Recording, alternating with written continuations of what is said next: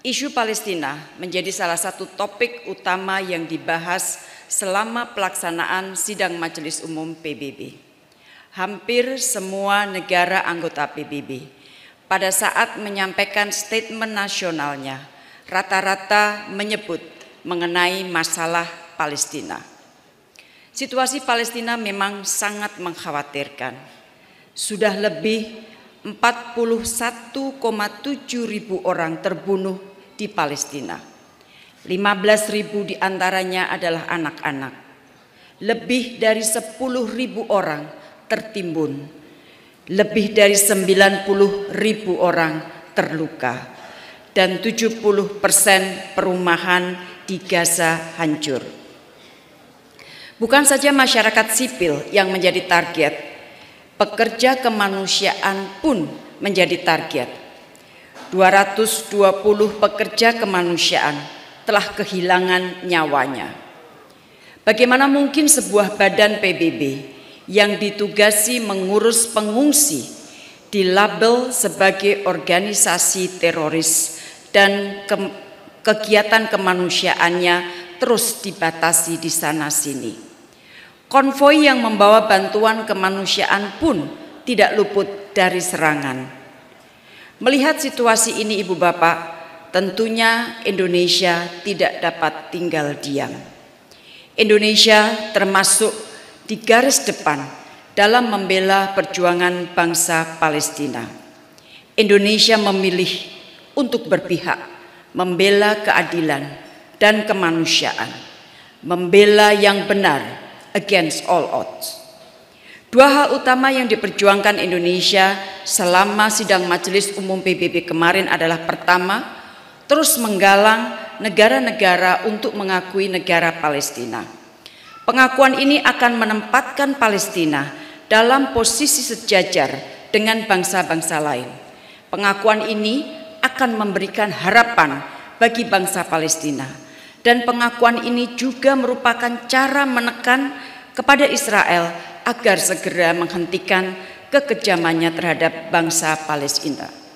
Indonesia urge all countries to recognize the state of Palestine. Kedua, terus mendorong implementasi resolusi Majelis Umum PBB nomor ES 10/24 yang meminta Israel mengakhiri aktivitas ilegalnya di Occupied Palestinian Territory atau OPT sesuai dengan fatwa hukum dari Mahkamah Internasional. Indonesia urges the implementation of Resolution ES 10/24. Ibu Bapak, sebagai informasi, dalam pidato di depan sidang Majelis Umum PBB kemarin, Perdana Menteri Netanyahu sama sekali tidak menyebut Palestina. Tidak disebutkannya Palestina di dalam pidato tersebut bukan tanpa maksud. Maksudnya adalah jelas, yaitu menghilangkan Palestina, menghilangkan hak-hak Palestina, dan menihilkan harapan kemerdekaan Palestina dan solusi dua negara. Ibu Bapak, perjalanan bangsa Palestina untuk mendapatkan hak-haknya masih akan panjang.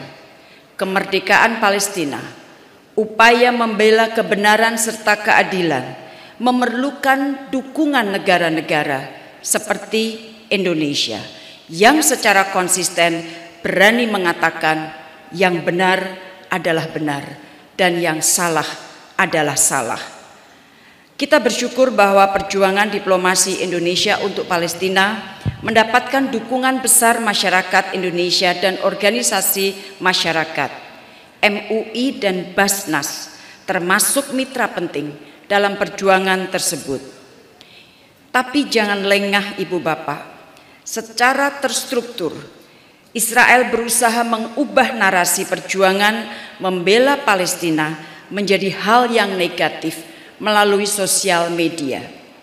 Upaya ini sangat sistematis, hampir terjadi di semua negara. Dengan demikian, narasi kita juga harus kuat dan menampilkan data-data yang akurat. Ibu Bapak, di bidang kemanusiaan Indonesia juga terus berkontribusi. Selama 10 tahun terakhir, bantuan pemerintah, masyarakat Indonesia untuk Palestina jumlahnya sangat besar. Ketua Basnas tadi sudah menyampaikannya.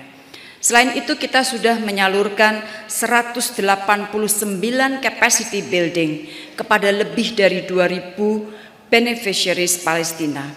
Dan tentunya tadi disebut pembangunan rumah sakit Indonesia di Gaza.